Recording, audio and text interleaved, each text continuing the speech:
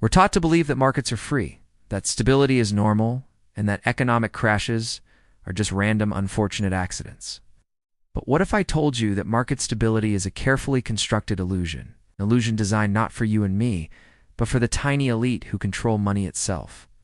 By the time a market looks stable and safe, the game is already over. The rules have been written, the winners have been chosen, and the losers have been quietly set up to fail. This system repeats itself, decade after decade, all under a veneer of normalcy. In this video, we're going to pull back the curtain and uncover how banks, central institutions, and hidden financial mechanisms manufacture market stability, and why blindly believing in it could cost you everything. To understand why stability is just an illusion, we have to look at history. From the very first civilizations, money has never been neutral. Think about ancient Mesopotamia. Farmers would borrow seeds from temples or local lenders. High interest rates were applied, and if the crops failed, that debt would follow their families for generations. The key insight here is that interest and debt have always been tools of control. They create the appearance of order while quietly concentrating power in the hands of the few. Fast forward to medieval Europe, governments officially banned charging excessive interest, but behind the scenes, merchant banks were thriving. They were funding wars, propping up kings, and financing major trade routes.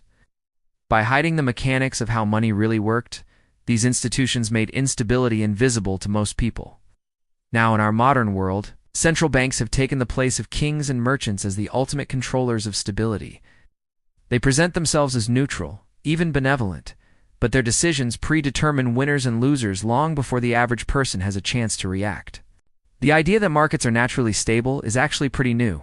Historically, markets were volatile, unpredictable, and often brutal.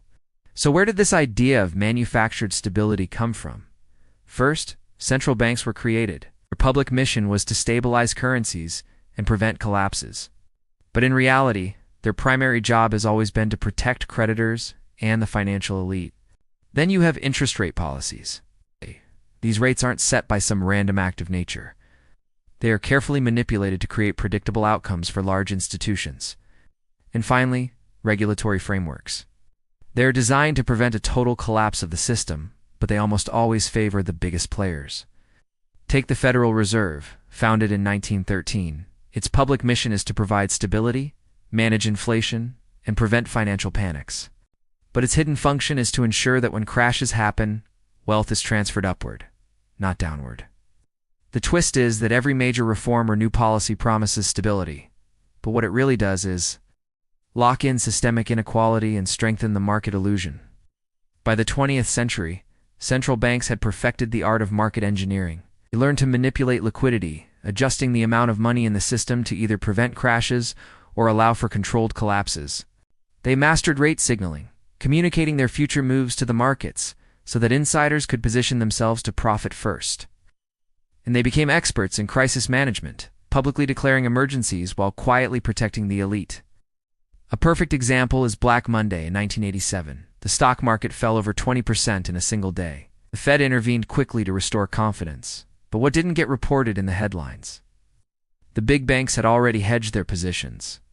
Ordinary investors, the ones who believed the market was stable, bore the real losses. Market stability returned within a few days, but only because the elite were able to control it. This is stability as theater, not a natural balance. Every major market crash rips the mask off this myth. Just think about the 2008 financial crisis. The housing market collapsed. Complex financial products called derivatives exploded, and major firms like Lehman Brothers failed. Millions of ordinary people lost their homes, their savings, and their jobs. Yet the central banks and the largest institutions received massive bailout lifelines, just enough to keep the system from a total meltdown. The pattern is crystal clear. Stability only exists for those who can influence policy. For everyone else, it's a temporary mirage. Here's how the cycle works. Low interest rates are set, which creates huge asset bubbles. Then the bubble bursts, and the public is forced to bear the cost.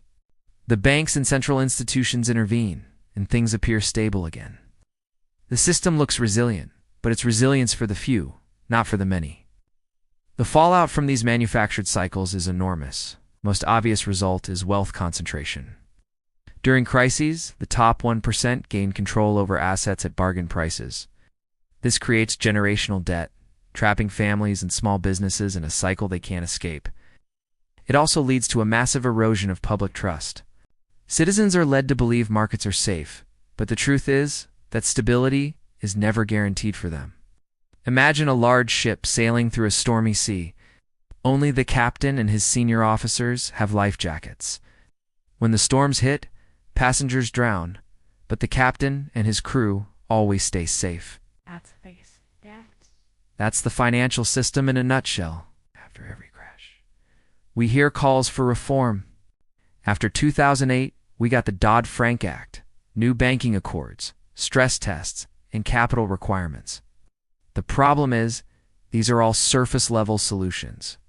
They might reduce the most visible risks, but they don't address the core issue of structural control.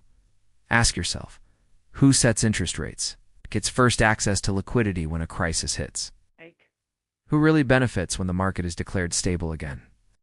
As long as this power remains centralized, market stability will always be an illusion for the masses. And today, we're seeing the exact same pattern repeat itself. The massive stimulus during the COVID era created huge asset bubbles and rampant inflation. Now, interest rate hikes are squeezing small investors and businesses, while banks and the financial elite are once again positioned to gain. Soon, we'll hear that stability has returned, and the public will be encouraged to believe the market is safe again. Here's some shocking data for you. Global debt now exceeds $300 trillion. The top 1% of the world's population holds over half of all global wealth.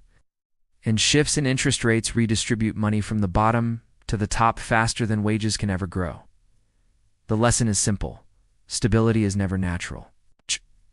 It's always engineered. And it's always designed to protect the few. So here are the main takeaways. First, market stability is not a natural state. It is manufactured by banks and central institutions. Second, crises are features of this system, not bugs. They are designed to protect the elites. And third, access to information and capital matters far more than skill.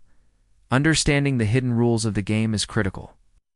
If you believe that markets are safe or fair, I urge you to think again. The moment you assume stability is guaranteed, you are already falling behind. The real question isn't whether the market is stable, but rather, do you understand who controls that stability, and are you prepared for when the illusion inevitably cracks? If this video changed the way you see money, debt, and markets, subscribe for more content that unmasks the financial system.